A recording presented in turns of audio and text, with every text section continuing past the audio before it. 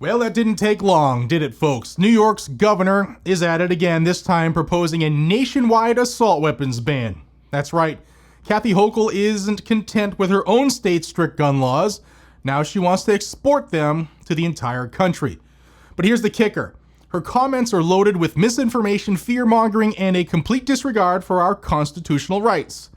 Hey everybody, welcome back to Guns and Gadgets, your premier source for Second Amendment news.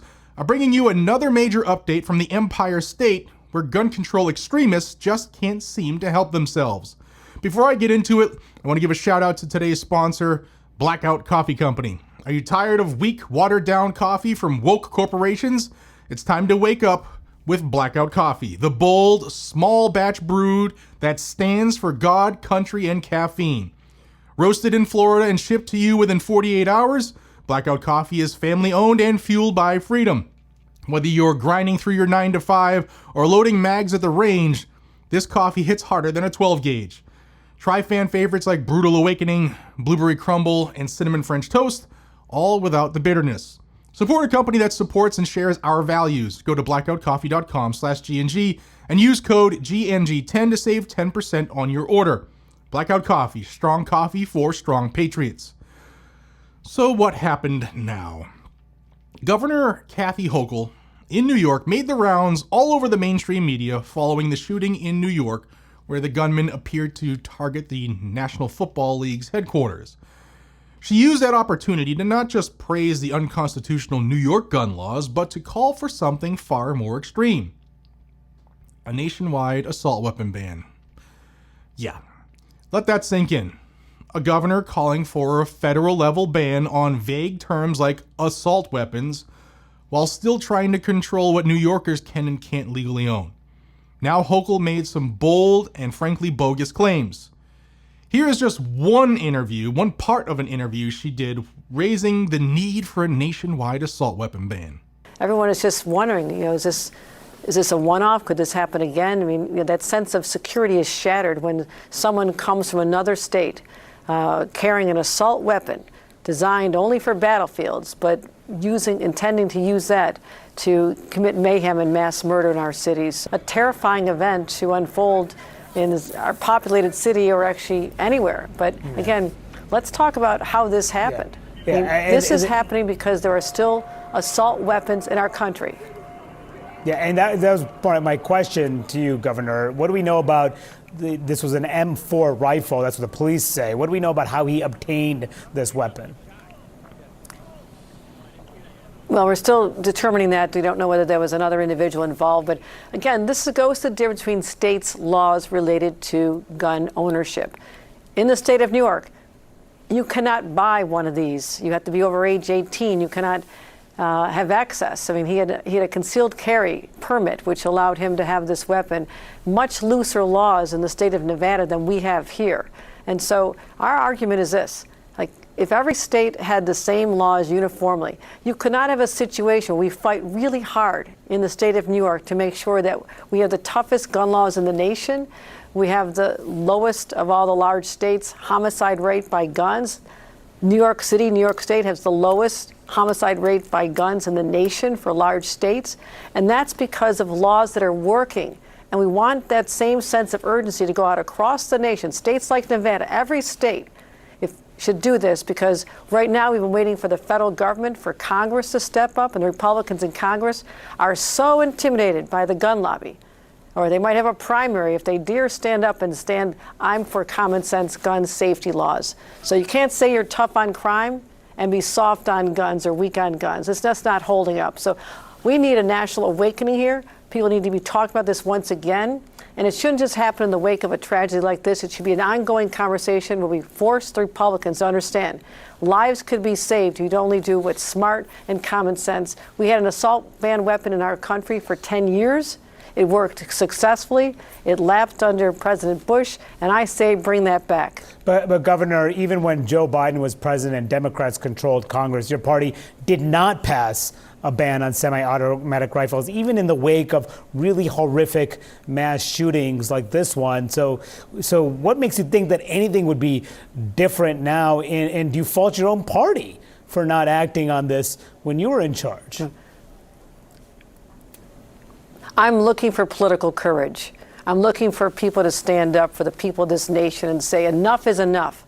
How much more slaughter do we have to endure because of these assault weapons?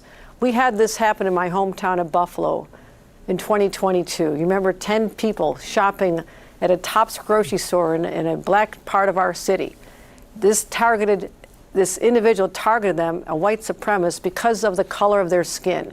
They were slaughtered, gunned down with the same kind of weapon. We sprung into action.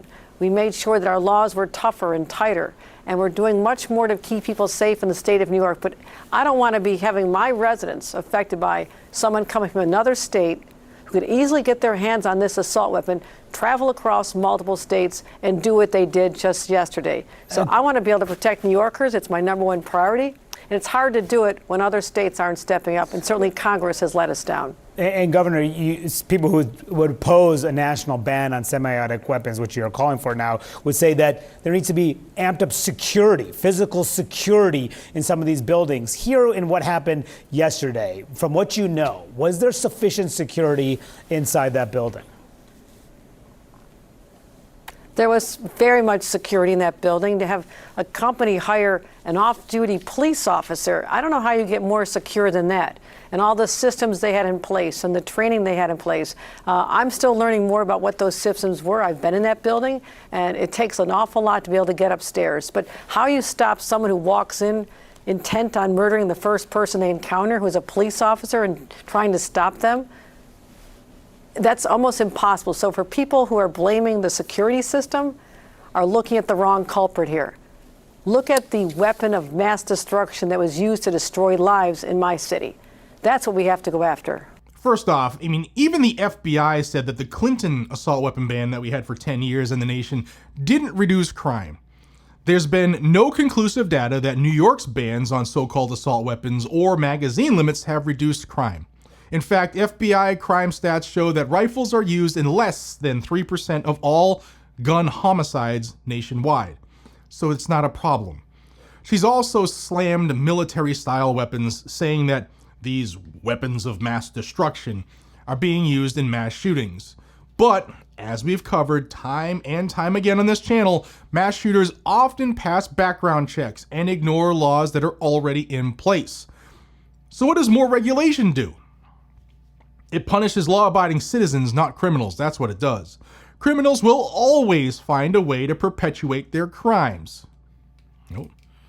Criminals will always find ways to perpetrate their crimes. They don't follow laws, which is what makes them criminals, and passing more laws won't make them have a come-to-Jesus moment. Let's not forget that the SAFE Act in New York that she praises, what it actually did, it banned so-called assault weapons by cosmetic features, not functionality. It limited magazines to 10 rounds, and it created a database for gun ownership that's been plagued with errors and privacy concerns, just to name a few. There's more. It turned everyday gun owners into potential felons overnight, and it sparked one of the largest waves of non-compliance in New York history. Sound familiar? Because that's exactly what anti-gun politicians want to do nationwide. Now, this isn't new for Kathy Hochul. She's been on a mission to out-gun control every governor in the country.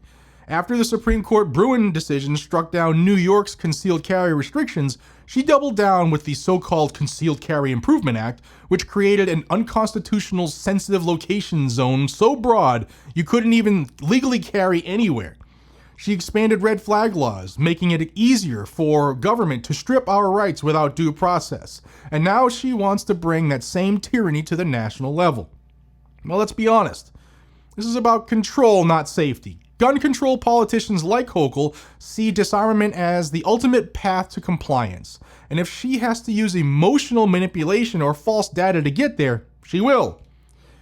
If you need to disarm your citizens to govern, you suck at governing. Calling for a federal ban is just a testing ground. It signals to anti-gun lawmakers in Washington that they've got cover to push bills like H.R. 3115 and Senate Bill 1531, current assault weapon bans at the federal level that are waiting in the wings. Now, they're dead right now in the water for this session, but if Democrats regain the majority in the House and Senate, paired with a Democrat president, watch out. And that's why it's vital we stay informed and vote in every election, from local council all the way to Congress. For those who say voting can't change stuff, it absolutely can at the local level. Absolutely can at the local level. Know your rights, know the Constitution, and don't let Hochul or anyone else lie to you about what an assault weapon really, they can't even define what it is. A big thanks again to today's sponsor, Blackout Coffee Company, where liberty is roasted into every bag. Grab your favorite roast and use code GNG10 at checkout to support the channel and stay fueled up for the fight. If you found this update helpful, hit the like button, share this video, and subscribe to stay informed on everything that impacts our Second Amendment. Until next time, I am Jared. This is Guns and Gadgets, where the truth about gun control is always just a click away. Take care, y'all.